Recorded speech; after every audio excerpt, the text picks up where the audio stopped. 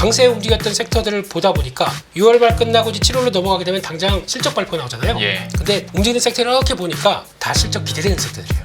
진짜 많이 빠졌다가 이번에 2분기에 턴어라운드 된다고 하다 보니까 이렇게 살살살살 올라온 종목들이 좀 있어요. SK 하이닉스에 대한 이제 기대치가 많이 반영이 되고 있는 것 같고요. 이 분위기가 하반기에도 좀 이어질 것 같다라는 분위기가 많이 여의도 쪽에서 나오고 있고, 주도주의 흐름은 반도체 내에서는 SK 하이닉스 승. 하이닉스가 너무 오르다 보니까 줄이고 리밸런싱을 하고 싶은데 네. 삼성전자는 못 사겠다라고 하더라고요. 네. 요즘에 차라리 DB 하이텍을 사자 이런 얘기까지 들어옵니다. 야, 삼성전자의 굴욕입니다. 네. 레몬리서치 김민수 대표, KB증권 프라임클럽의 민재기 팀장과 함께합니다. 어서 오십시오. 안녕하십니까. 안녕하십니까. 먼저 오늘 시장 어떻게 보셨는지, 특히 이제 상반기 증시가 마무리가 됐고 연초 대비했을 때 28% 오른 코스피 3071에 마무리가 됐습니다. 다만 최근 사거래일 동안 좀 외국인의 매도세가 좀 연속적으로 나오다 보니까 여기에 대해서 분명히 좀 찝찝하다라고 생각하시는 분들도 있을 것 같은데, 팀장님께서는 오늘 시장과 상반기 시장 어떻게 보셨는지 총평 부탁드립니다. 그래도 올 상반기는 네. 한숨 좀 돌릴 수 있는 구간 아니었나 예. 싶습니다. 작년 우리가 3분기, 4분기 때만 생각해도 뭐 너무 좋아진 거죠. 네, 그렇죠. 예.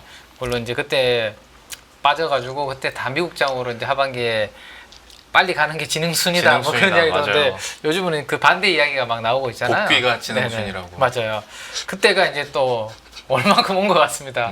예. 그런 이야기가 나올 때가 사실은 또 이제 약간의 인간 지표로 우리가 삼을 만한 부분인데 너무 좋았다라는 거죠. 예, 그래서 반기 말, 오늘 분기 말로 이제 6월이 끝났고 절반이 이제 지나갔는데, 그래도 작년도에 우리가 빠졌던 부분들을 충분히 좀 어느 정도 회복을 했고, 특히 3,100까지 갔었나요? 우리가? 네. 3,100까지 이렇게 회복하는 부분이 충분히 우리도 뭐 하려면 할 수 있다라는 것을 보여준 것 같은데, 여기서 이제 신고가를 가려면 뭐가 이제 필요한가? 그러니까 뭔가 새로운 게 좀 모멘텀이 붙어야 되지 않을까라는 네. 생각을 해볼 수 있을 것 같아요.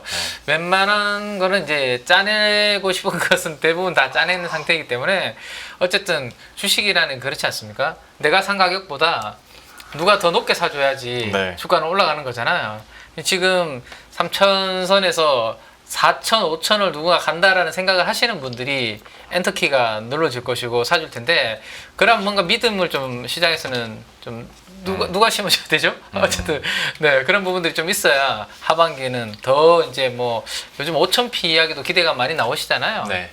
우리 또 정부에서 워낙 강하게 또 이야기를 하십니다 보니까, 어쨌든 그러면 결국에는 더 높게 누군가는 계속 사줘야 된다라는 거고, 그런 부분들이 하반기에도 좀 펼쳐졌으면 하는데, 최근에 이 분위기는 약간 슬로우하네요, 그죠? 네. 막 이렇게 좀 뭐라 해야 되나, 막 들떠 있었는 상황에서 요 며칠간에는 미국 증시는 뭐 S&P 500을 중심으로 막 신고가 이렇게 가는 지수들도 있고, 엔비디아도 다시 뭐 신고가 하는데, 우리만 약간 좀 쉬고 있는 모습이 조금 답답하긴 한데, 그래도 워낙 상반기에 우리가 다른 나라들 대비해서 많이 땡겨놓은 부분이 있으니까. 세계 1등이잖아요. 그런 경우가 잘 없잖아요. 네. 그렇죠?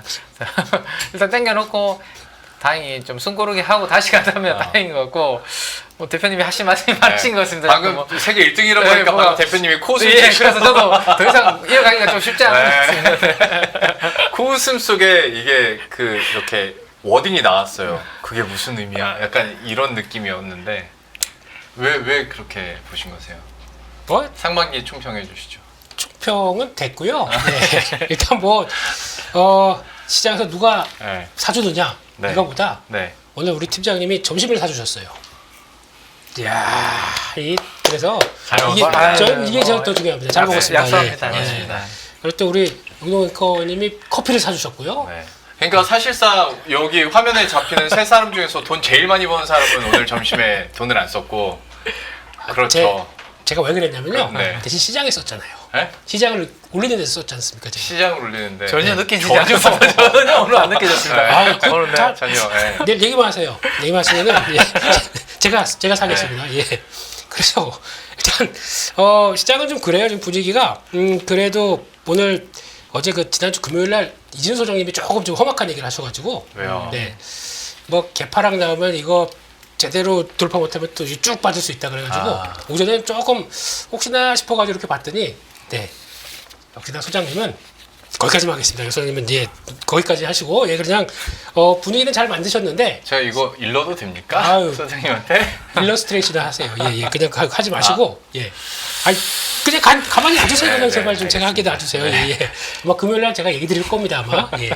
그런 쪽에서 일단 시장은 지금 그래도 민감한 지수대는 안 건드리네요. 네. 솔직히 지금 한 지난주 한 중반부터 오늘까지 해서 외국인들 매도 쭉 나오게 되면 시장이 긴장하고 떨 것 같은데 의외로 지금 생각보다 잘 버티네요. 네, 그런 쪽에서 일단 오늘 외국인들 매도랑 같이 연결시켜 보게 되면 일단은 그들이 보는 거는 요거죠. 삼성전자, 네이버, 두산에너빌리티.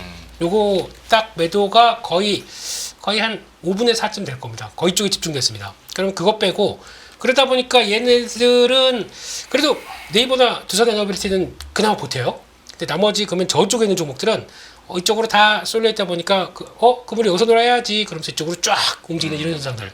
그게 이제 시장에서 보여준 모습들이고 게다가 뭐 지금부터 아까 우리 팀장님 말씀하셨던 게 요거죠. 이제 뭐 해결해야 될 거 시장에서 뭐 이렇게 쫙 있는 것들 이번 주에 이런 거 잘 마무리가 실적 발표는 좀 걸릴 거고 관세 협상도 뭐 당장은 아닐 거고 경제 지표는 계속 확인해야 될 거고 그러다 보니까 그런 분위기다라고 봐야 될 것 같은데 그래도 환율이 그나마 이제 그냥 잘 버텨주고 금리 빠지고 뭐 그러다 보니까 우리한테 그렇게 크게 불리하지는 않은 상황들인 것 같고 그리고 요거 일단 잘 보셔야 될 것 같습니다. 아까 오늘 강세 움직였던 섹터들을 보다 보니까 6월 말 끝나고 이제 7월로 넘어가게 되면 당장 실적 발표 나오잖아요. 예. 근데 움직이는 섹터 이렇게 보니까 다 실적 기대되는 섹터들이에요.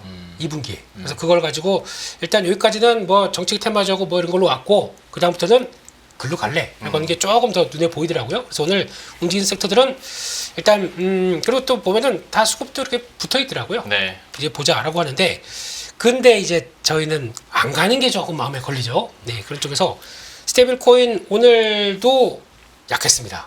왜냐면 서클이 오늘 아까 낮에 보니까 JP모건에서는 서클 다 좋은데 너무 비싸다. 그래서 부정적으로 얘기를 하더라고요. 그러다 보니까 거기서도 그렇고 오늘 못 살아나더라고요. 네이버만 플러스 유지되는 정도? 예, 그렇게 보여지는 것 같고 아직은 서클 눈치 봅니다. 아니면 우리도 어떻게 한다라고 뭘 딱 보여주든가 하기 전이다 보니까 그런 것 같고 건설은 오늘 산업활동 동향 나왔는데 내용들이 건설 쪽에서 조금 주춤하다 보니까 의외로 좀 약했는데 또 중소형주는 또 강해요 또. 그래서 그런 것 같고 영화는 그 뒤로 그거죠. 오징어 게임 3 보셨나요? 아직 못 봤습니다. 우리 팀장님 보셨습니까? 보다가 잠들었습니다. 이러니까 못 네, 가죠. 예. 주식이 이러니까 저는 좀 반응이 저는 인간 지표가 잘 맞나 보네요 지금. 이제 셋 중에서 네. 한 분만 보다가 주무셨으니까 대표님도 저도 안 안 보, 보셨어요? 네, 저도 못 봤어요. 예, 그러다 보니까 그래서 못 가나 아. 싶은 것 같습니다. 결말이 뭐 좀 그렇다면서요, 흐지부지 뭐 이런 느낌. 말씀하지 마세요. 봤어야 얘기를 드리죠. 맞죠. 그렇습니다. 예. 그것도 넘겨짚습니까? 아닙니다. 예. 뭐 안 본 거죠. 네. 네. 그리고 마지막으로 바이오주인데 바이오주 진짜 알가요. 그러니까요. 예. 네. 그러면 여기서 코너 속의 코너 한번 가보겠습니다. 오늘. 네. 우리 영농 앵커가 답한다. 괜찮으시죠? 준비되셨죠? 네. 네. 긴장되네요. 뭐 긴장은 하실 거 없어요. 네. 말 편하게 하시면 됩니다. 두산 에너빌리티 상대적으로 강세 보이는 거 보셨죠? 그건 잊어버렸어요. 네. 맞춘 건 잊어버립니다. 네. 네. 예. 그런데 우리 영농 앵커가 예. 시장이 막 쭉쭉 가고 있는데 네. 괜찮다 그러는데 네. 셀트리온을 갖고 있습니다. 네. 네. 자, 우리 영농 앵커의 선택은 더 산다, 팔고 다른 거 산다. 전 둘 다 아닌데요. 그 뭐가 있어요? 그냥 갖고 있는 정도만 계속 버틸 것 같은데. 그만 갖고 간다. 네. 네. 그러면은 일주일 뒤에 세를 좀 빼줘야 돼요. 우리 앵커님 부자시니까. 네. 네, 세를 좀 빼줘야 되는데. 오케이. 네, 전세 줄 걸로 그거 들어가 있어요. 자꾸 조건이 붙네요. 아유, 예. 근데 지금 한 10% 정도 손해입니다. 네. 네, 어떻게 하시겠습니까? 10% 정도 손해면 네. 손절합니다. 예전에 알던 우리 영농 앵커가 아니시네요. 네. 좀 매매가 네. 많이 영농해지셨어요. 네. 네. 그렇습니다. 안 할래? 이제 재미가 없습니다. 네. 좀 재미가 없다고요. 아니, 뭔가 뒤에 할 말이 있어서 보통 이런 질문 하지 않습니까? 예. 지금 셀트리온 가지고 고민하시는 분들이 좀 많아가지고, 예. 네. 이거를 어떻게 되나 거의 이제 옆으로 빨리 줄이잖아요. 네. 그러다 보니까 거기서 바이오죠 안 간다 뭐 이런 쪽으로 얘기하시다 보니까 네, 네. 그래서 그냥 말씀드렸는데 그냥 손절하신다. 아니 이게 그러니까 만약에 한 30-40% 네. 지금 손절 구간이라면 네. 못하죠, 솔직히 인간적으로. 그런데 10% 얘기해 주셨으니까 저는, 그리고 또 안 갖고 있으니까 가볍게 말씀을 드렸는데 네. 또 갖고 계신 분들 입장에서는 참 고민이죠, 사실. 그러니까 저희가 뭐 안 가는 종목들 대형주 쪽에서 몇 개 있는데 네. 셀트리온도 그러다 보니까 그쵸. 그리고 요즘 그러니까 이렇게 상승장에서는 무엇보다도 기회비용 생각이 많이 나는 것 같아요. 그러니까요. 네, 네. 그러다 보니. 그래서 우리 앵커님의 선택은 정리하고 딴 거 산다. 저는 어차피 못하니까. 아이 뭐 네. 됐습니다. 그럼 아까 지난 주랑 연결하게 되면 팔고 두산의 저빌리티 산다. 자꾸 이상한 얘기로 유다지 마시고요. 네, 알겠습니다. 네, 예. 네. 그렇게 정리하겠습니다. 상반기 잘 끝났으니까 여기까지 받아드립니다. 전반적인 총평은 이렇게 잘 들었고요. 사실 저도 그러니까 6월에 유동성으로 밀고 가고 정책에 대한 모멘텀으로 밀고 갈 때 항상 말미에 드렸던, 여러 전문가들에게 드렸던 질문 중에 하나가, 시장이 이러다가 언젠가는 숫자를 보게 되는 날이 올 텐데 그러면 그때를 좀 미리 대비해야겠느냐라는 많은 질문들이었는데 이제 그 시간들이 조금씩 오고 있는 것 같습니다. 7월 되면 당연히 이제 실적 시즌과 관련돼서 숫자들을 보게 될 텐데, 하다 보니 이와 관련해서 반도체주에 대한 긍정적인 리포트들이 많이 나옵니다. 그리고 목표 주가를 상향 조정하는 게 미국에서도 그렇고 우리나라에서도 좀 상향 리포트도 좀 나오기도 하는데, 이런 반도체주에 대한 하반기 투자 전략에 대해서 어떻게 보고 계신지도 한번 여쭤보도록 할게요. 팀장님께서는 반도체주 현재 구간에서 어떻게 보십니까?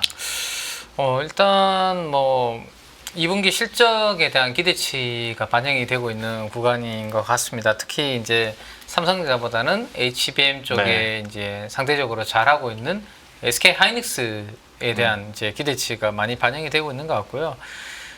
SK 하이닉스는 오늘도 어쨌든 플러스 네. 강세 흐름을 보였습니다. 삼성전자는 조금 또 쉬어가는 그러한 그림이었는데, 이 분위기가 하반기에도 좀 이어질 것 같다라는 분위기가 많이 여의도 쪽에서 나오고 있고, 특히 뭐 DDR4가 이제 또 생산을 나중에 좀 중단한다라는 이슈까지 지금 있다 보니까 DDR5 가격까지 또 밀어올리는 뭐 그런 부분도 있는 것 같은데, 예전에 우리 그 OLED를 이제 간다라고 해서 LCD에 대한 이제 투자라든지 네. 비중을 이렇게 훅 줄였을 때 LCD 가격이 급등하면서 그때 뭐 LG 디스플레이가 좀 짧은 기간에 돈을 확 벌었던 그런 때가 이제 기억이 날 정도로 최근에 그런 부분들이 좀 만들어지고 있는데요. 그래서 어쨌든 실적에 대한 기대치 있고, 그다음에 HBM 이제는 4로 넘어가는 그런 부분으로 이제 하반기에는 이야기가 나올 것 같아요. 그래서 계속해서 관련된 부분들에 대한 모멘텀은 괜찮을 것 같다라는 거고, 다만 이제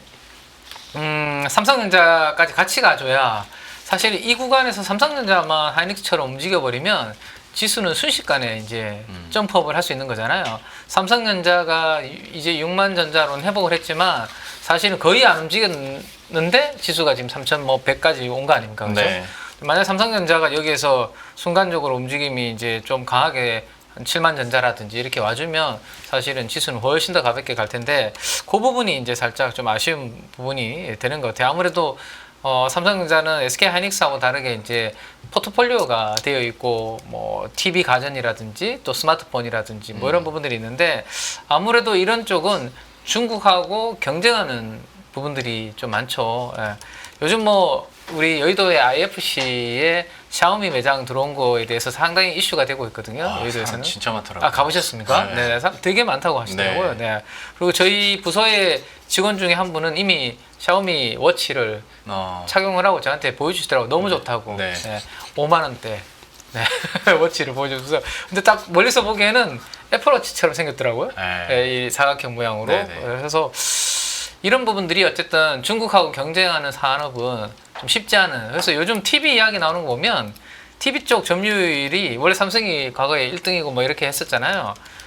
거의 뭐 관련된 부분들을 점유 다 많이 뺏긴 걸로 이야기가 나오고 있거든요. 그래서 삼성전자가 반도체 쪽은 뭐 어쨌든 좋아지는 분위기는 맞는데, 나머지 사업부까지 같이 좋아지려면 하반기에 진짜 이제 좀 물가 영향 없고 관세 영향 없는 게 확인이 되면서 금리가 좀 떨어져야 될 텐데 파월 의장 입장에서는 그러면 경기가 그렇게 좋은데 굳이 금리를 내릴 이유가 있을까? 아마 이런 생각들을 하실 것 같아요. 그렇죠. 결국엔 고용이 조금 악화되는 흐름이 나오면 파월 의장께서는 이제 금리를 내리지 않을까 싶기도 한데 아무튼 금리가 지금보다 좀 더 떨어지고 우리가 IT 제품에 대한 이렇게 소비하는 데 있어서 지금보다 부담이 덜할 때 뭐 삼성전자 제품도 손이 가고 또 상대적으로 또 싼 중국 제품도 손이 갈 텐데 좀 더 내가 여유 있게 삼성전자를 살려면 지금보다는 좀 그런 부분이 만들어져야 되지 않을까 싶습니다. 그래서 당분간은 그러면 주도주의 흐름은 반도체 내에서는 삼성전자보다는 하이닉스가 강한 거는 지금까지도 보여줬고 방금 말씀드렸던 부분들이 변하지 않으면 하반기에도 그 흐름이 이어질 가능성이 높은데 문제는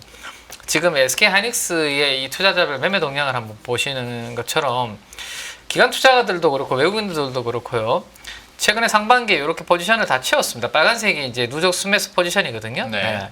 기관과 외국인들이 이렇게 포지션을 다 채운 상태에서 생각보다 주가가 30만 원 가깝게 왔지 않습니까? 그래서 최근에 나오는 여의도 쪽에서 이제 운영하시는 분들의 이야기는 내가 생각했던 비중보다 훨씬 더 포트폴리오 내에서 비중이 더 올라가 버렸다는 거죠. 예. 네. 원래 예를 들어서 한 20% 정도 비중으로 SK 하이닉스는 내가 채워야지 하고 딱 채워놨는데 주가가 너무 올라 버리니까 포트에서 차지하는 비중이 예를 들어서 30이 돼 버리면 우리가 보통 분기말 반기말에 리밸런싱이라는 네. 걸 진행을 하잖아요. 내가 원래 생각했던 비중만큼 나머지를 줄여가지고 맞추는 거죠. 네. 그래서 예를 들어서 10만큼 더 늘어났기 때문에 10을 줄이는 그런 부분들이 이제 최근에 일부 액션들이 좀 나온 것 같고요. 그러면 이제 어느 정도 요게 좀 일단락이 돼야지 SK 하이닉스도 수급적으로는 조금 나은 그런 그림 될 수 있을 것 같은데 주가가 잘 안 빠져요 지금. 맞아요. 안 빠지다 보니까 아무래도 그런 부분들에 대한 수급적인 이슈는 조금 더 이어질 가능성도 좀 있을 것 같고 문제는 요 삼성전자의 흐름인데 삼성전자는 늘 말씀드리지만 외국인들이 삼성전자를 살 때가 주가가 그나마 좀 움직이는 경향이 있는데 지금 수급 밑에 빨간색 흐름 보시면 과거보다는 좀 나아지긴 했지만 그래도 뭔가 SK 하이닉스처럼 이게 추세적으로 올라오는 느낌은 별로 안 들잖아요. 그죠? 네. 약간 그냥 바닥에서 이렇게 기는 그런 모습이 나타나고 있기 때문에 겨우 지금 6만 전자를 회복하긴 했는데 이게 의미 있는 추세적인 상승을 보이려면 좀 더 외국인들의 컨빅션 있는 매수세가 좀 들어와줘야 될 텐데 지금은 펀더멘탈리 2분기 실적 발표되고 난 다음에 아마 삼성전자에서 뭔가 좀 의미 있는 코멘트들이 좀 나와줬을 때, 뭐 여러 가지 이야기가 있을 수 있겠죠. 우리가 뭐 하반기에는 기대한 HBM을 뭐 할 수 있다는 둥, 아니면 뭐 또 주주 친화적인 정책을 뭐 이야기한다는 둥, 아니면 뭐 파운드리 관련된 또 뭐 분사가 또 나올지는 모르겠지만 어쨌든 뭐 관련된 이야기가 모멘텀으로 나와주면 그때 외국인들이 좀 움직여 준다라면 좀 더 지금보다는 나은 그러한 그림이 될 수 있을 것 같고요. 그래서 지금까지 분위기는 SK 하이닉스 승, 삼성전자는 지금 조금 약간 분위기가 가라앉아 있는데 하반기에는 이 부분이 좀 키 맞추기가 나타나 줬으면 하는데 아직까지는 뭐 되게 강한 뭐 모멘텀은 보이지는 좀 않는 그러한 상황입니다. 예. 혹시 대표님께서도 반도체 관련해서 첨언하실 내용이 있을까요? 아니면 다음으로 넘어갈까요? 네, 일단은 시장에서 아까 우리 팀장님이 말씀하셨던 그 고민들, 네. 하이닉스가 너무 오르다 보니까 줄이고 리밸런싱을 하고 싶은데 네. 그런데 삼성전자는 못 사겠다라고 하더라고요. 네, 지금 분위기 쪽에서 예. 왜냐하면 그러니까 실적 나오는 거 사다 팔아다가 실적 안 나오는 거로 들어가겠느냐라고 하다 보니까 요즘에 차라리 DB 하이텍을 사자 이런 얘기까지 들어옵니다. 야, 삼성전자의 굴욕입니다. 네, 그래서 그런 쪽으로 나오는데 이번 주죠. 뭐 삼성전자 실적에서 좀 보여주는 거를 좀 봐야 될 것 같고 게다가 요즘 삼성전자는 시류에 맞게 매매한다 그러면은 삼성전자가 이제 계획하고 있는 프로젝트 무한, 그러니까 즉 글래스죠. 그쪽에 대해서만 관심이 조금 있는 것 같습니다. 시장에서는. 그러다 보니까 요즘 샤오미에서 글래스를 내놨는데 뭐 나오자마자 품절시키고 돌풍을 일으키더라고요. 근데 그걸 잘 구분하셔야 되는 게 1세대가 있고 2세대가 있습니다. 네. 1세대 같은 경우는 일단 딱 차서 안경에 여기 안에 디스플레이가 없습니다. 네. AR이에요. 근데 지금 사람들이 좀 헷갈리시는 것 같은데 그게 1세대고 그 다음 모델로 가는 게 AR, VR 섞어서 XR로 가겠다는 게 삼성전자의 전략입니다. 그러면 이 안에 디스플레이가 들어옵니다. 그러니까 그거는 좀 전혀 차원이 다른 거죠. 그러다 보니까 가격이 생각보다 이번에 비싸지 않은데 그러다 보니까 여기 그 배터리 달려 있고 카메라 달려 있고 막 하다 보니까 그거 가지고 와 이렇게 센세이션하게 얘기를 하고 있는데 솔직히 그거 반쪽 아직까지는 반쪽입니다. 저희는 XR까지를 원하고 있는 상황이기 때문에 네. 삼성전자가 그걸 어떻게 보여주느냐라는 쪽들인데 일단 종목 중에서 삼성전자가 XR을 할 걸 대비해서 미리 이제 주문이 들어올 거다라고 생각하면서 이렇게 쭉 움직이는 종목이 하나가 있어요. 그러니까 그 마이크로 LED DDIC 하는 그 구동하는 칩 네. 업체 그런 쪽인데 지금 매출은 뭐 진짜 요만큼 나옵니다 지금요. 근데 한 1, 2년 뒤에 가게 되면 본격적으로 나와서 한 매출이 한 3천억 나온다고 하더라고요. 증권사 리포트 보게 되면 그러다 보니까 지금 쭉 움직이는데 일단 뭐 그런 것도 혹시나 싶으니까 어차피 성장률 좋아하시는 분들은 그런 것도 네. 관심 높으시지 않습니까? 그거 봐야 될 것 같고 반도체 쪽에서는 어차피 지금 상황에서 이번에 실적 나온다라고 하게 되면 소재 같습니다. 소재 쪽이 먼저 움직이는 것 같고 그러다 보니까 소재 쪽의 종목들 움직이는 거 조금 더 보시는 게 맞을 것 같고 이번에는요. 그리고 또 기판 쪽 이쪽이 삼성전기가 보여주면서 그동안에 FCBGA 투자하면서 돈 얼마나 들어갔느냐 이제 석고 안 나온다 하다가 이번에 호기를 맞았네요. AI 기판 쪽에 그래도 돌아가기 시작한다는 뉘앙스가 나오다 보니까 거기서 좀 고생 많이 했던 업체들 이게 조금씩 돌아가는데 가장 먼저 진짜 많이 빠졌다가 이번에 2분기에 턴어라운드 된다고 하다 보니까 이렇게 살살살살 올라오는 종목들이 좀 있어요. 그런 것도 한번 보시고 그래서 일단 삼성전자는 일단 기대감이 없기 때문에 거기 너무 오래 하는 것보다 좀 다변화된 전략을 좀 짜서 보시는 게 좋겠다는 쪽인데 그러다 보니까 장비 쪽은 좀 약해요 지금요. 그래서 소재 부품이 먼저가 아닌가 그렇게 생각을 하고 있습니다. 예, SK하이닉스와 삼성전자의 상반된 시선은 하반기에도 좀 이어질 가능성이 농후해 보이고 대신 소재 쪽도 얘기를 새로운 아이디어로 주셨으니까 참고하시길 바라겠고요.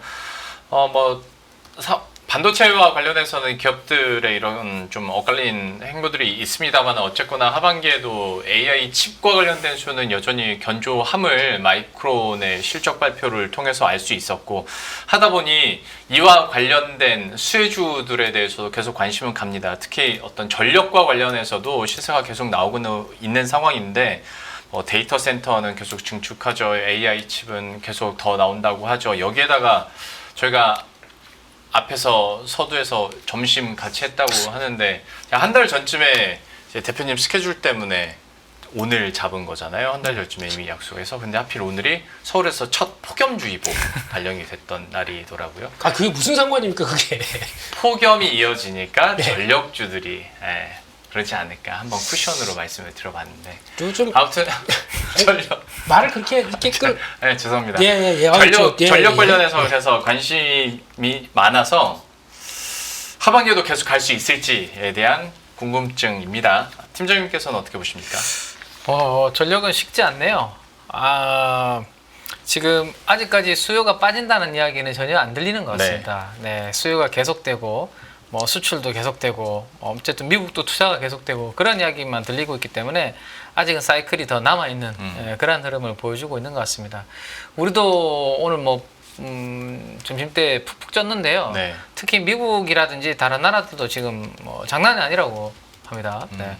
저도 이제 여기 사진에 이제 기사에 그림을 하나 가지고 왔는데 폭염에 이제 아스팔트가 녹아가지고 싱크홀이 아니라 아스팔트가 네, 녹았는 아스팔트가 녹았다라고 이렇게 표현을 하네요. 네, 도로에 그래서 버스들이 가라앉은 이런 모습들이 나올 정도로 얼마나 그러면 그러게요. 뜨거우면 아스팔트가 녹아버렸다라는 거잖아요. 그래서 그러면 미국은 우리가 에어컨이라든지 이런 거 없으면 사실은 살기가 쉽지 않은 네. 그런 부분은 같은데 와. 에어컨을 빵빵하게 어쨌든 돌리려면 전력에 대한 뭔가 좀 안정적인 공급이 그렇죠. 기저에 있어야 되는데 그게 지금 만만치 않죠. 풍력과 태양광으로 이런 부분들을 한다? 거기다가 지금 빅테크들이 다 AI 데이터 센터를 공격적으로 다 짓고 네. 있는데 거기가 또 전기 먹는 하마라고 우리가 벌써 1, 2년 전부터 계속 이야기가 나오고 있는데 그 전력을 풍력과 태양광으로 충당한다라는 것은 좀 쉽지 않은 부분이다 보니 결국은 미국에서는 어쨌든 그래서 원전을 계속 밀어붙이는 그런 부분이 있고 어쨌든 이러한 새로운 이제 에너지에 대한 인프라를 투자할 때 계속해서 변압기라든지 그죠? 전선이라든지 케이블 같은 이런 전력 기기들은 같이 동반해서 들어갈 수밖에 없는 부분이고 변압기가 먼저 들어가면 시차를 두고 항상 이제 케이블도 같이 네. 수주를 받는 그런 모습이라고 보시면 될 것 같은데 가장 최근 데이터로 이제 다운을 받아서 한번 그려보니까 변압기 PPI가 여전히 신고가 흐름입니다. 네. 신고가라는 것은 가격이 안 빠진다라는 것은 수요 대비해서 공급이 상당히 타이트하다라는 거고 그만큼 뭔가 다양한 우리가 원가가 올라간다고 하더라도 충분히 가격을 전가해서 인상을 시킬 수 있는 그러한 이제 환경이다라는 것을 우리가 이걸 가지고 이게 지금 거의 변압기 종목들의 차트와 유사한 거 아닌가요 지금? 그렇죠. 네, 변압기 가격이 그런 흐름으로 지금 계속 이어지고 있는 상황인 것 같아요. 네. 그래서 마지막으로 이것만 한번 보고 정리를 해드리면 어제 기준으로 이제 업데이트를 한번 해봤는데요. 작년 대비해서 올해 영업이익 성장률이 어떻게 나오는지에 대해서 해봤는데 최근에 지난번에 제가 보여드렸던 이 숫자들보다 다 조금씩 다 올라왔습니다. 성장률이 생각했던 것보다 영업이익이 원래 당초보다 상향 조정이 다 되는 바람에 원래 일진전기도 50%대 YOY 성장률이었거든요. 근데 66까지 올라오면서 최근에 뭐 드라이브가 막 걸리고 있죠. 네, 일진전기도 신고가를 가면서 전체적으로 여전히 전력기기 섹터는 나쁘지 않은 그런 환경을 보여주고 있는 것 같습니다. 지난번에 제가 점심때 우리끼리는 아니지만 점심때 여의도에서 제가 식사하다가 정전이 됐다라는 이야기 한번 해드리지 않았었나요? 제가? 안 해드렸었나요? 저 때는 아니었어요. 그때 안 해드렸군요. 어디서요? 여의도에 예. 신축입니까 구축입니까? 거기 아일렉스 있잖아요. 여의도역에 있는 네. 거기에 다른 식당들은 괜찮았는데 제가 있는 식당은 뭔가 이제 끓이는 쪽인데 그러다 이게 선풍기 에어컨을 풀 가동해야 되잖아요. 점심 때 네. 갑자기 시커멓게 확 다운이 돼 버렸어요. 거기만. 네, 그 식당만. 두꺼비 집이라. 네. 뭐 바로 해결을 못 하시더라고요. 네. 식당이 이제 주인분 종업원분들이 그런 걸 봤을 때 야 이게 만만치 않구나라는 생각을 했는데 그리고 지금 약 한 달 정도가 이제 지나고 있는데 더 더워지고 있잖아요 지금. 지금 여기도 덥습니다. 그렇고 지금 속에 천불도 나고 그리고 어쨌든 이건 우리나라뿐만 아니라 미국도 그렇고 방향성은 여전히 열려 있는 것 같고 수요가 아직도 빠지는 소리가 전혀 안 들리기 때문에 단 주의해야 될 것은 지난번에 현대일렉트릭이 한번 고비가 온 적이 있었죠. 지난번 1분기 실적 나왔을 때 이게 미국향으로 수주가 마이너스 1% 정도 감소했다는 이슈로 현대일렉트릭이 3개의 음봉을 땅땅땅 맞았던 적이 있습니다. 실적 발표 이후에. 근데 그리고 난 다음에 그 음봉을 딛고 지금 신고가를 갔거든요. 네. 자, 이들은 분기 관련된 숫자를 보고 하면 안 된다. 한 번씩 꼭 이 수주 사이클 관련해서 잠깐 우리 월간 숫자 뭐 이런 부분 가지고 흔들려서 뺏기는 부분들이 많았거든요. 네. 근데 이들은 어차피 수주를 보고 가야 되는 거지 단기적으로 나오는 월간 수출 데이터 그거 보면 가면 큰 사이클을 못 먹기 때문에 앞으로도 짧게 나오는 그런 이제 월간으로 나오는 수출 데이터 보지 마시고 수주가 얼마나 쌓여 있는지 그런 부분들을 보면서 이 흐름은 좀 따라가시는 게 맞을 것 같다. 그래서 지금은 아직도 좀 수요가 빠지는 소리가 아직 안 들리기 때문에 좀 열려 있다. 뭐 이렇게 말씀드릴 수 있을 것 같아요. 대표님께서는 전력기기 관련해서 어떻게 보고 계십니까?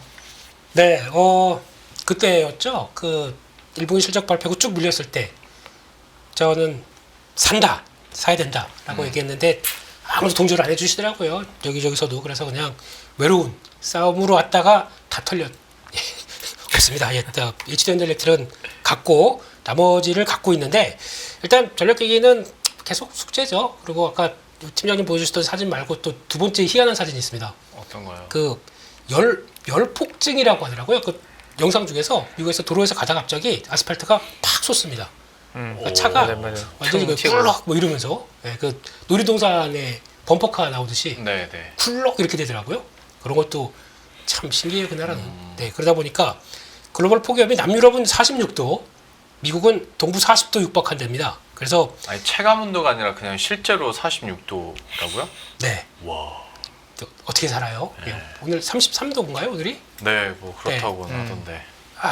네, 그러네요. 와, 예. 거기다가 이탈리아는 실외 노동 못하게 하고 뭐 이렇게 쭉 나오면서 K-팝 공연이 조기 종료될 정도로 그렇게 덥다라고 하게 되면 뭐 매번 여름마다 이제 다가오는 거긴 한데 이럴 때는 또 이제 자꾸 이제 제가 전력 모자란다 하다 보니까 더 이런 얘기가 나오죠. 네. 게다가 일단 이쪽이죠. 지금 데이터 센터 관련된 쪽에서 흐름을 보게 되면은 그것 때문에 제프리스에서 얘기한 게 미국의 지금은 공익 사업이다 보니까 이제 전력망 투자에 대한 얘기를 한 거겠죠. 자본 투자가 올해 22% 증가할 것이다 얘기 나오고 있고 이 숫자는 10년 전에 비해서 그냥 129% 늘어났다고 하고 있고 내년은 또 308조. 그래가지고 또 두 자리 숫자 늘어나는 거죠. 계속 일으킬 수밖에 없다. 그러면은 거기서 나오는 변화들은 계속 전력기기는 뭐 그렇다라고 봐야 될 것 같고 거기서 뭐 아까 팀장님 보여줬던 자료랑 거의 비슷합니다. 이런 쪽으로 나오는데 단기적으로는 요거는 끼리 가네요. 가온이 형님. 네, 얘가 제일 못 갔어요 최근에. 그래서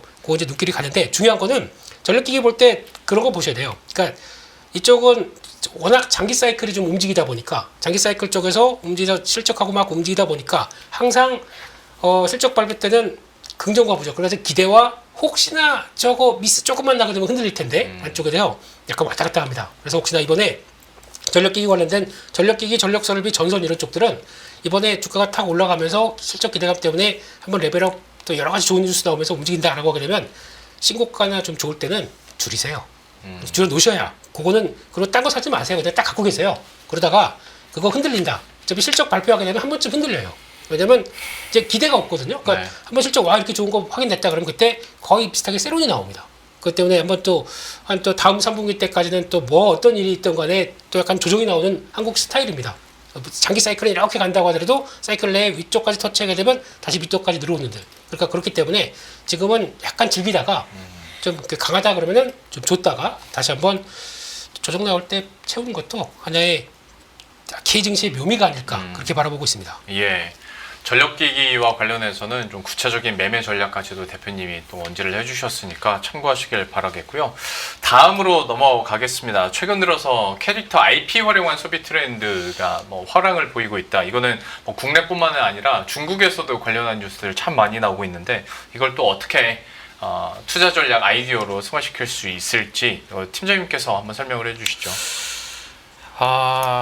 저는 뭐 여전히 티니핑, 핫쇼핑부터 시작해서 네. 라부부까지 해서 그쪽에 지금 관심이 좀 많이 있는데요.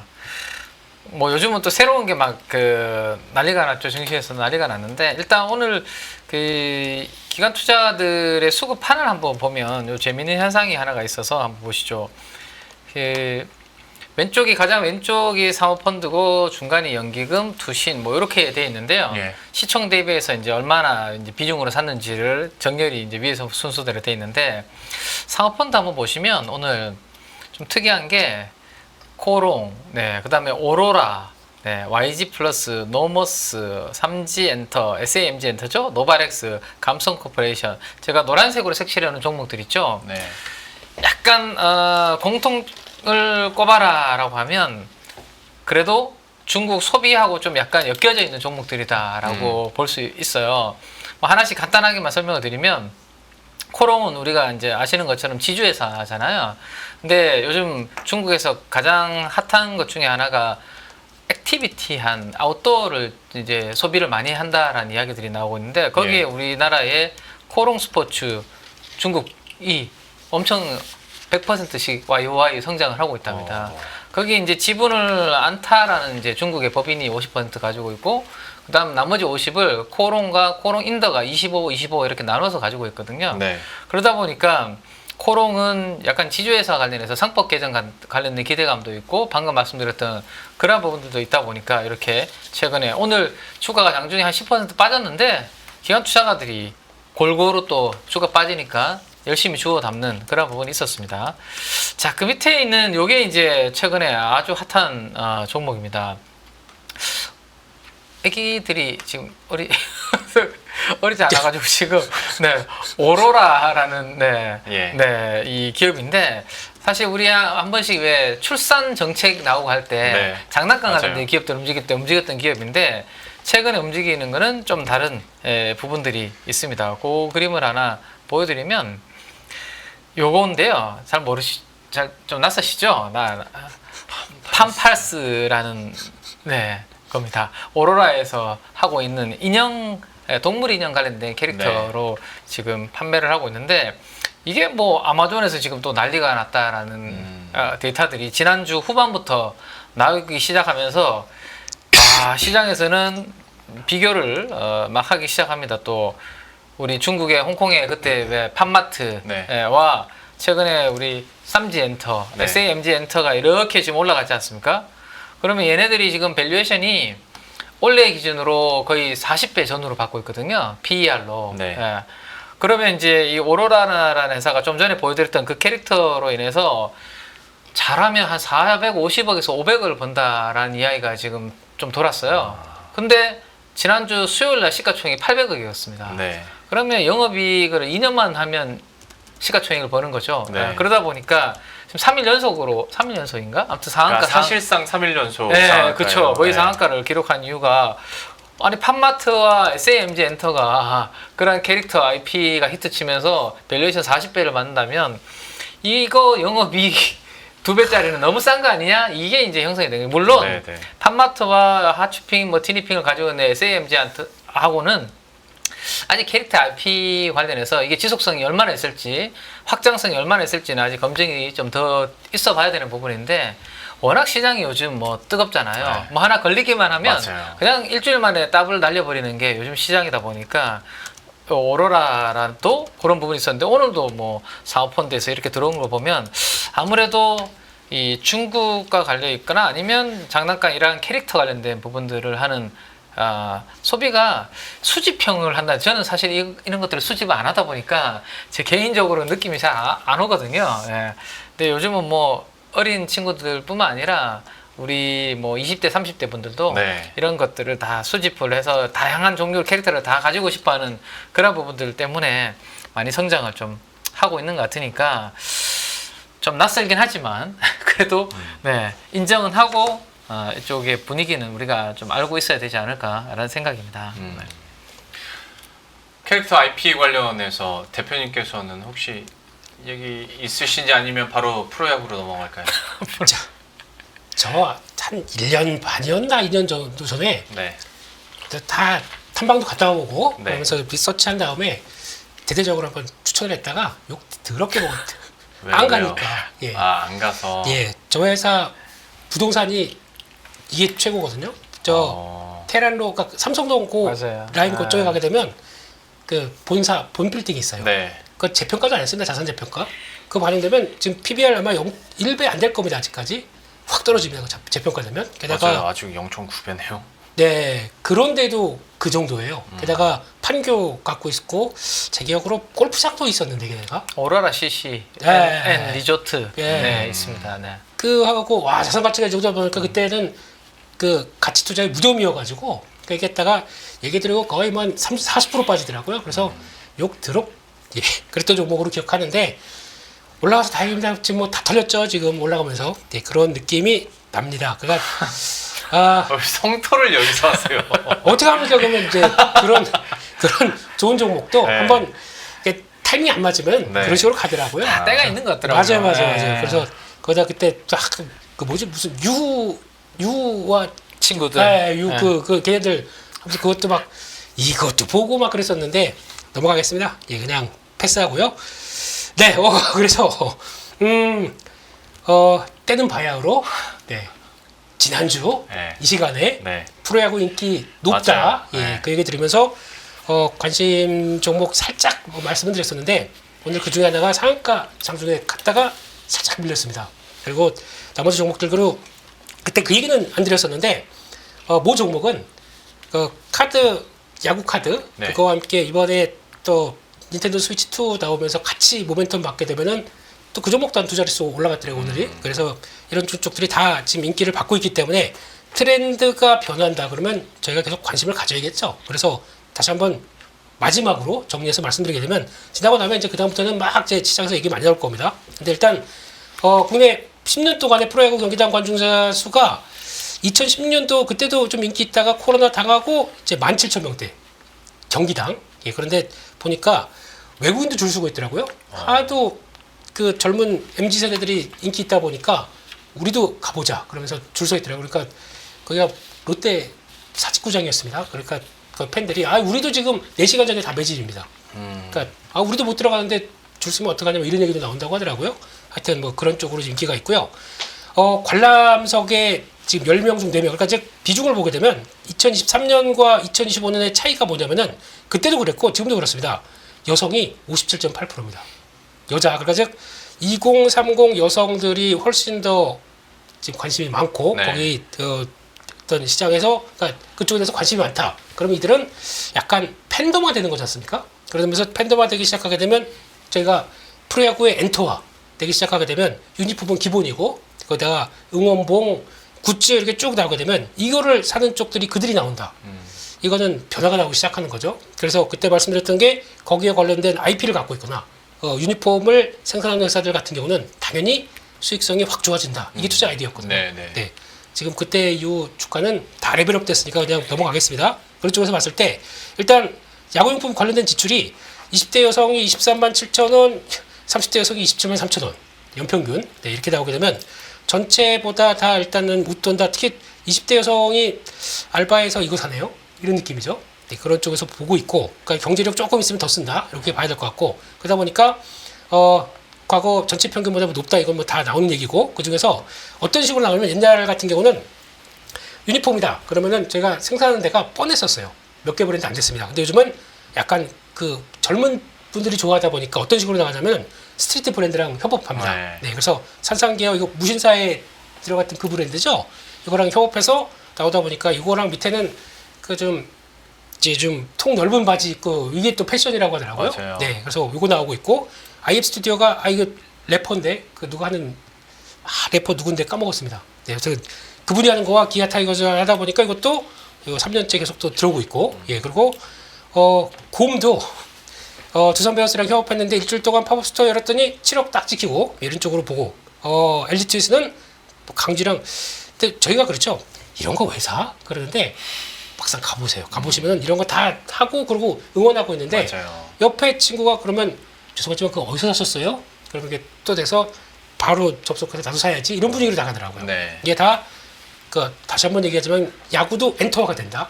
이거를 좀 보셨으면 좋겠고 그래서 아마 지금 구단별로 보게 되면은 근데 이게 좀 차이가 있는 게 구단별로 됐을 때 구단이 돈 버느냐 솔직히 구단은 아시잖아요. 그걸로 돈 버는 거 아니지 않습니까? 네, 그래서 트레이드하고 거기서 지금 현재 실적 그러니까 수익은 적자잖아요, 그리고. 네, 다 적자고 제일 꼴찌인 키움이 네, 그나마 트레이드 잘했다고 그렇죠. 흑자 나 있는 거 빼고는 나머지 별로 그렇게 썩 수익성은 별로입니다. 근데 이게 굿즈가 이제 나오기 시작하면서 그걸 커버하기 시작해요. 근데 IP를 파는 거죠. 그렇게 해서 IP에 대해서 거의 기반을 받고 얼마를 해서 넘긴다라고 하게 되면 요게 변화가 되기 시작하기 때문에 그러면 당연히 구단들도 관심이 높을 수밖에 없어요. 맨날 적자나다가 이걸로도 돈이 되네 하고 되면 바뀌게 되겠죠. 조금 더 확대가 되겠죠. 그런 것 쪽으로 봤을 때 그러면 이것도 하나의 기회가 될 수 있겠다고 생각하고 있고 기아 한화 한화 열성팬만은 한화가 계속 또 굿즈 쪽에서 관심 놓고 넘어 간다라면은 또 계속 또 확대가 될 수 있기 때문에 그런 것도 사회적 트렌드가 주식을 어떻게 연결하는지 그것도 한번 본인 한 예가 아니었나 이렇게 생각하고 넘어가겠습니다. 전략은 그래서 전략은 실적 스토리만 얘기해 주신. 그러면 이거 듣다가 보니까 어쨌거나 야구는 그 시즌이라는 게 있잖아요. 네. 관련된 종목들도 그 정규 시즌 시작과 중간과 시즌이 마감되는 그때 주가 연동이 됩니까? 아니면 그거랑은 별개입니까? 모르겠어요. 이제 이번에 협업해서 그러니까 계약을 해서 이제 브랜드화 시켜서 나온 지가 얼마 안 됐어요. 네, 그러니까 그게 실적에 반영돼서 얼마큼 끌어내는지 이제부터 봐야죠. 근데 그게 생각보다 이 정도쯤 나올 거예요. 지금 다 추측을 못 해요. 근데 회사도 다 보수적이고, 그렇기 때문에 IR에 보수적이다 보니까. 근데 확인되게 되면 이래서 그렇구나 추정되게 되면 레벨업이 되겠죠. 그래서 그런 거 보고. 근데 아마 그런 건 있더라고 보니까 올스타전 있죠. 네, 올스타전하고 그 한국 시리즈 갈 때 그때까지가 더 열렬하게 나오더라고요. 그래서 그때 그리고 또 만약에 우승했다 그러면은 거기서 또 특별 굿즈 막 나오지 않습니까? 그런 때까지가 거의 정점이 아닐까 싶기 때문에 일단 뭐 아직은 그 더운데도 가서 응원을 하고 계신 KBO 야구 팬분들 사랑합니다. 고생하셨습니다. 알겠습니다. 알겠습니다. 프로야구에 대해서 2주 연속 또 얘기를 해주셨는데 실제로 주가들이 좀 반응을 하고 있으니까 다시 한번 정리를 해주신 것 같고 혹시 팀장님 이거 관련해서 좀 첨언해 주실 내용 있으실까요? 뭐 사실상 우리가 이제 TV에서 중계를 보면 직접 우리는 경기장에는 못 가지만 TV 중계를 보면 대부분 분들이 선수분들의 유니폼을 다 입고 계시고 어떤 분들은 선수마다 유니폼을 사서 그 선수가 맞아요. 등장할 때마다 옆에서 들어가서 맞아요. 바꿔서 하고 아니면 앞에 쭉 걸어놓는 분도 계시고요. 네. 등번호 딱 보이게 해서 어쨌든 유니폼 판매량은 상당히 많이 증가하는 거는 맞는 것 같습니다. 근데 이제 어쨌든 뭐 모멘텀은 좋은 것 같고요. 다만 이제 진짜 이 유니폼 판매로 인해서 그 회사가 이제 돈이 되는지 안 되는지는 나중에 이제 문제인 거고 막상 이제 실적이라든지 뚜껑을 열었을 때 되게 프로야구 인기 좋아서 유니폼 많이 팔리고 돈 많이 벌 것 같아서 지금 주가는 먼저 땡기는 거잖아요. 나중에 이제 혹시라도 이제 뚜껑을 열었을 때 실적이 생각보다 이 유니폼 파는데 사실은 이게 돈이 안 되는 거네 이렇게 되면 이제 주가는 좀 실망할 수 있는 부분들이 생기겠죠. 네. 그래서 지금은 모멘텀 플레이 하면서 뭐 아까 대표님 말씀처럼 뭐 올스타전까지 이렇게 뭐 가는 거는 괜찮을 것 같은데 진짜 그게 돈이 되는지 안 되는지는 그거는 뭐 또 다른 문제 아닌가 그러게요. 뭐 네. 그런 생각은 좀 듭니다. 네. 그러니까 관련된 팝업 스토어도 뭐 저희 여의도에 있는 더현대 그 백화점에서 또 자주 하고 하는데 그 열기만 보면 사실 어마어마하거든요. 그쵸. 근데 네. 이게 숫자로 실제 재무제표에 어떻게 찍히는지 그리고 이게 또 주가에 어떻게 반영되는지는 한번 지켜보셔야 되는데 일단 최근 야구 문화가 더 성숙해지고 활용이 되면서 관련된 종목들의 움직임도 있다 정도로 보시면서 전략 잘 녹여내셨으면 좋겠고요. 그리고 또 숫자 관련해서 한쪽 더 보자면 화장품 쪽이에요. 여기는 미용이나 미용 의료기기 관련해서 수출 지표 잘 나온다는 거는 이제 여러분들도 너무 잘 아실 것 같고 그러면 지금 구간에서 또 어떤 포인트를 보면서 투자해야 될지 한번 얘기 나눠보도록 할 텐데 K뷰티 화장품 관련해서 대표님께서 지금 현재 구간 어떻게 보고 계십니까? 그러니까 아까 서두에도 말씀드렸지만 최근 들어서 강한 섹터가 이분기 실적에 대해서 기대감이 높은 섹터입니다. 오늘 그래서 아마 대부분 좀 밑그림이 그려졌다고 생각하는데 그 중에 하나가 이제 화장품인 것 같고요. 20일까지 보게 되면은 여전히 전통적인 강한데 일본, 미국 강하고 근데 이제 미국의 수출보다 우리가 더 많이 수출한다.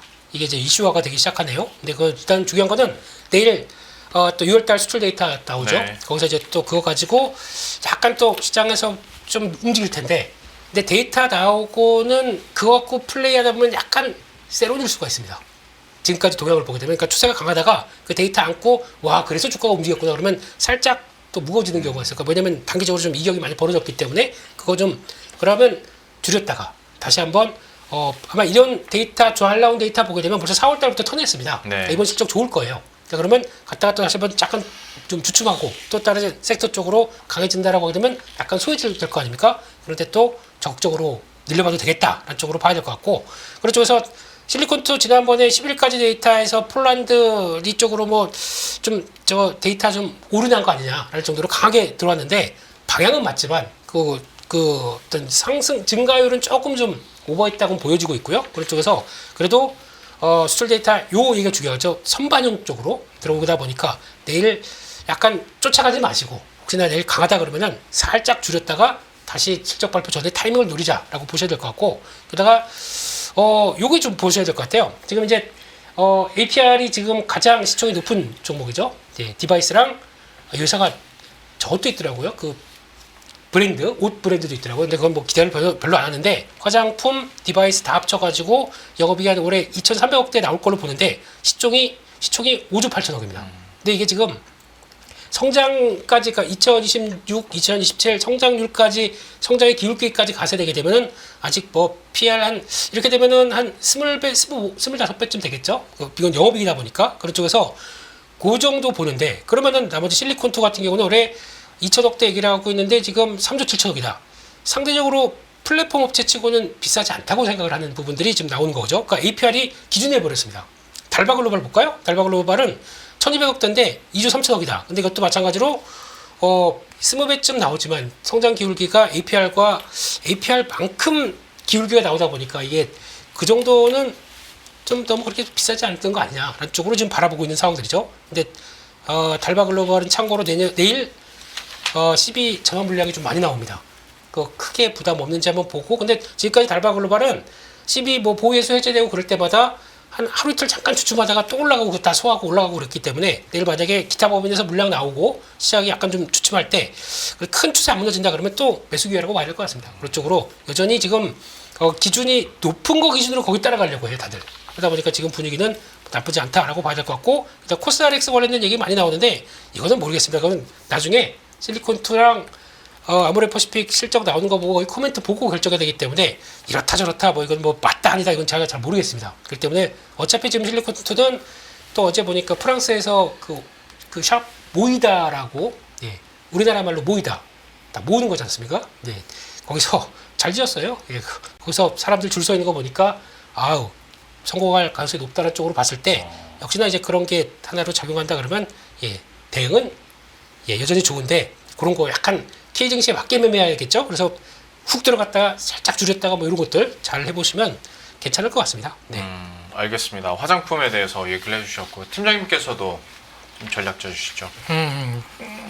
화장품은 사실은 뭐 워낙 수출 동향 좋고 이제는 미국보다는 중동 유럽 쪽으로 모멘텀이 만들어지면서 전체적으로 괜찮았는데, 저는 요즘 뭐 화장품 중에서 조금 대단하다고 느낀 종목 중에 하나는, 지난번에 제가 명동 갔다 와서 올리브영 갔다 와서 이제 사진을 몇 가지 보여드렸었는데, 그때 1층에 있었던 것 중에 하나가 그 마스크팩 회사 중에 제닉이, 그러니까 하이드로겔 마스크팩 관련돼서 1층에 거기 입구에 매장이 있었고 매대가 있었고, 거기 이제 관광객분들이, 외국인분들이 그 앞에 이렇게 구경하고 계시는 그런 부분들이 좋았거든요.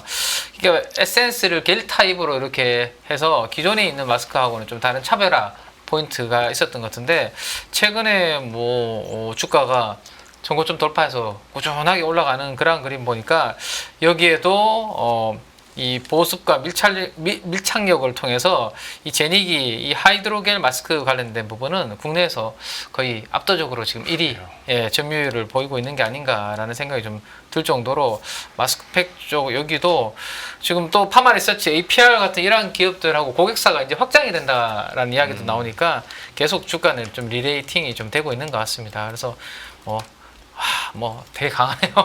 그러게요. 네. 매일 돈을 쓰는데 그 가치는 누가 정할까요? 정답은 슈퍼달러 슈퍼리치에 있습니다. 복잡한 공식은 빼고 투자 타이밍을 잡는 환율의 핵심만 담았습니다. 빠르게 변화하는 금융시장, 그 중심엔 언제나 환율이 있습니다. 오늘부터 환율과 썸 타볼까요?